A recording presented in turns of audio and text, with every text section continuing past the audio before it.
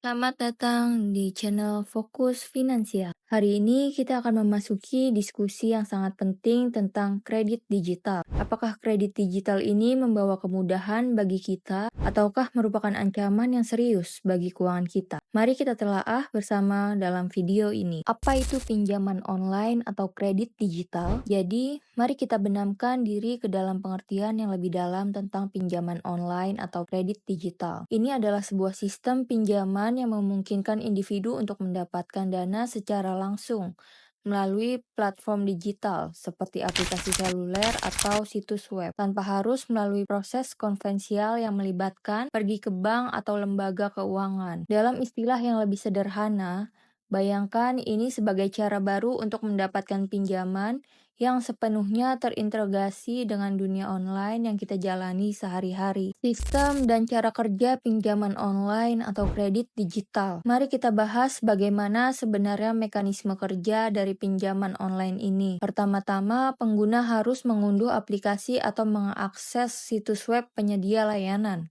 Selanjutnya, mereka akan diminta untuk mengisi formulir dengan data pribadi dan memilih jumlah pinjaman yang diinginkan. Setelah verifikasi data oleh penyedia layanan, jika disetujui, dana akan langsung ditransfer ke rekening pengguna. Pembayaran kembali dilakukan dengan mencicil sesuai dengan jangka waktu yang telah ditentukan sebelumnya. Hati-hati dengan kemudahan pengajuan. Memang terdengar sangat mudah, bukan? Namun, jangan mudah tergiur dengan kemudahan ini. Oleh karena itu, penting bagi kita untuk menjadi konsumen yang cerdas dan waspada dengan memilih platform pinjaman online yang legal. Memilih pinjaman online yang sudah terdaftar dan di bawah pengawasan otoritas memiliki beberapa keuntungan. Pertama-tama, kita bisa lebih yakin bahwa penyedia layanan tersebut telah memenuhi persyaratan dan standar yang ditetapkan oleh otoritas keuangan, sehingga tidak muncul resiko penipuan dan praktik yang tidak etis dari pihak-pihak yang tidak bertanggung jawab. Jadi, sebelum memutuskan untuk mengajukan pinjaman online, pastikan untuk melakukan riset tentang penyedia layanan tersebut. Periksa apakah mereka sudah terdaftar dan di bawah pengawasan otoritas keuangan yang berwenang. Ini adalah langkah kecil namun sangat penting untuk melindungi diri kita sendiri dari resiko dan masalah yang mungkin timbul di kemudian hari. Pentingnya menjaga data diri, sebuah peringatan penting untuk menjaga keamanan data pribadi kita. Dalam era digital seperti sekarang, resiko penyalahgunaan data pribadi sangatlah tinggi.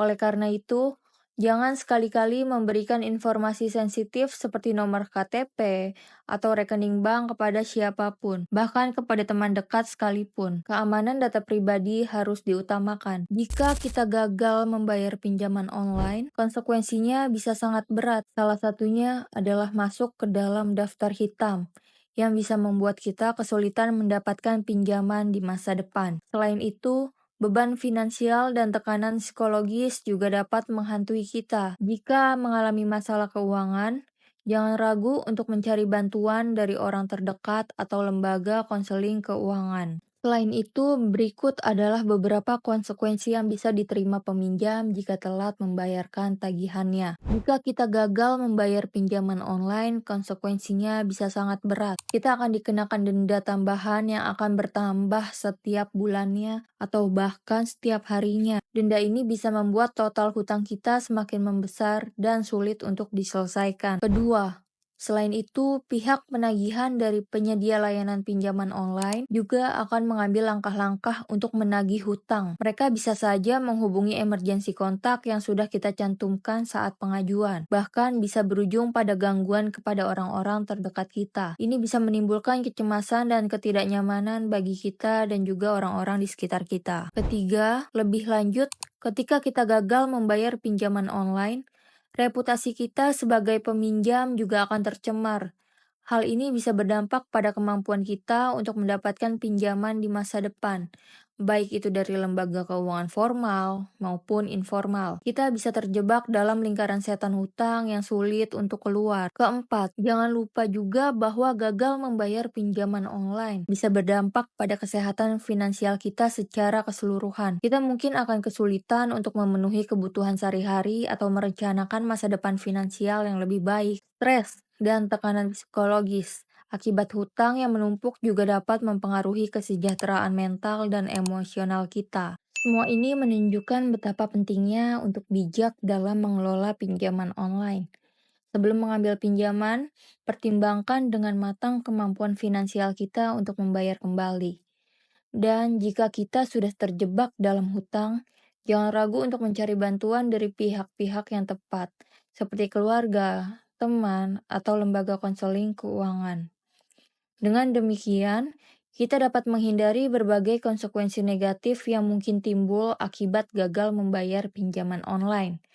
Jadi, mari kita jaga keuangan kita dengan baik dan bertanggung jawab. Alternatif pilihan keuangan yang lebih aman. Sebagai pengguna, kita juga perlu mengetahui bahwa ada alternatif lain untuk mendapatkan dana darurat atau tambahan. Misalnya, kita bisa mencoba menyisihkan sebagian pendapatan kita ke dalam tabungan darurat, sehingga kita memiliki cadangan dana untuk kebutuhan mendesak tanpa harus bergantung pada pinjaman online. Jadi, apakah kredit digital ini benar-benar membawa kemudahan, ataukah justru merupakan ancaman bagi keuangan kita? Keputusan ada di tangan kita sebagai pengguna. Mari bijak dalam mengelola keuangan kita dan selalu mempertimbangkan resiko serta konsekuensi dari setiap langkah yang kita ambil. Terima kasih telah menyimak. Jangan lupa untuk memberikan like, bagikan video ini kepada teman-teman Anda, dan subscribe untuk mendapatkan konten-konten bermanfaat lainnya. Sampai jumpa di video selanjutnya.